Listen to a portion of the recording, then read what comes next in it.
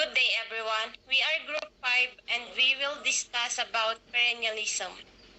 Definition of perennialism. Perennialism is a philosophy of education that emphasizes the enduring ideas and concepts that are universally relevant and timeless. According to perennialism, the focus of education should be on the development of intellectual and moral character rather than just acquiring knowledge and skills. Perennialists believe that education should provide students with a deep understanding of the great ideas of human civilization, which are believed to be constant and unchanging, and which form the basis of all knowledge. In short, perennialism is a philosophy of education that emphasizes universal and timeless concepts. It advocates for the development of intellectual and moral character through a deep understanding of the enduring ideas of human civilization. Principles of perennialism.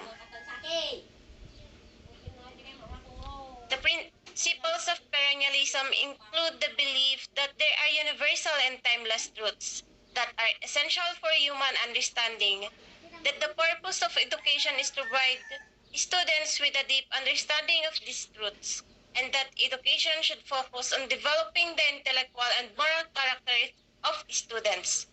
Perennialists also believe that education should emphasize the development of critical thinking skills and that the teacher should be a facilitator of learning rather than a more dispenser of knowledge. It means that perennialism asserts that education should focus on teaching universal and timeless truths to develop students' intellectual and moral character. It emphasizes critical thinking and advocates for teachers to act as facilitators of learning.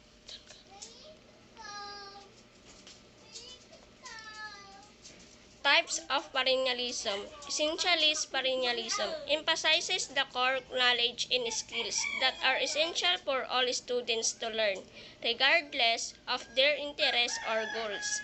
Romantic perennialism emphasizes the importance of art and humanism, focusing on the individual emotional and spiritual development. Humanist perennialism emphasizes the development of the individual's intellectual and moral characters based on a deep understanding of human nature and human values. Contrast between types of perennialism. Essentialist perennialism emphasizes the essential core knowledge and skills that all students should learn, while romantic perennialism emphasizes the importance of art and humanist in emotional and spiritual development. In humanist perennialism emphasizes the development of individuals' intellectual and moral characters based on human values and nature.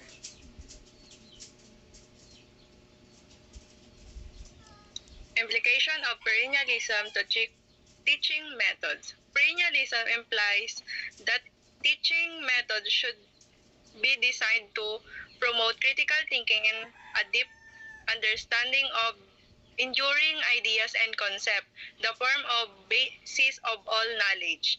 Teachers should be facilitators of learning rather than mere dispenser of knowledge and should focus on helping students develop their intellectual and moral character. In short, perennialism suggests that teaching method should emphasize critical thinking and a deep understanding of universal ideas. Teachers should facilitate learning and prioritize intellectual character.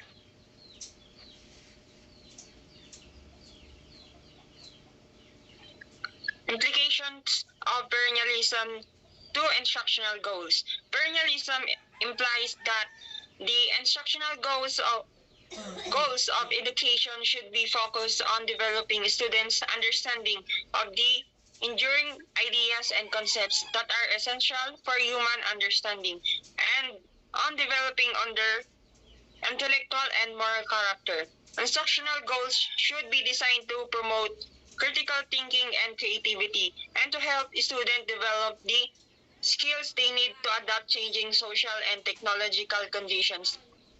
In short, perennialism Perennialism suggests that instructional goals should prioritize students' understanding of universal and timeless concepts. Goals should be aimed at developing students' intellectual and moral character, critical thinking, creativity, and adaptability to changing social and technological contexts. Implications of perennialism to teacher-learner interactions. Perennialism implies that teacher-learner interaction should be designed to facilitate learning and promote critical thinking.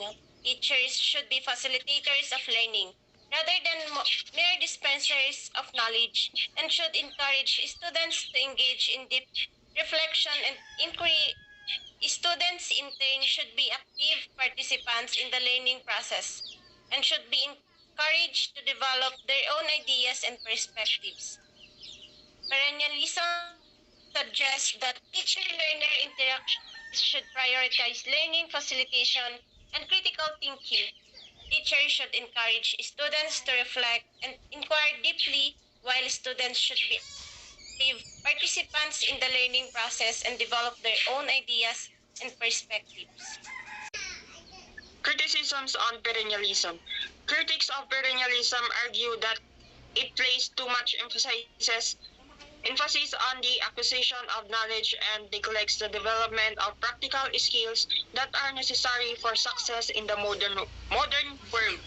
Critics also argue that perennialism tends to be elitist and that it emphasizes the values and ideas of Western civilization at the expenses of other cultures and perspectives.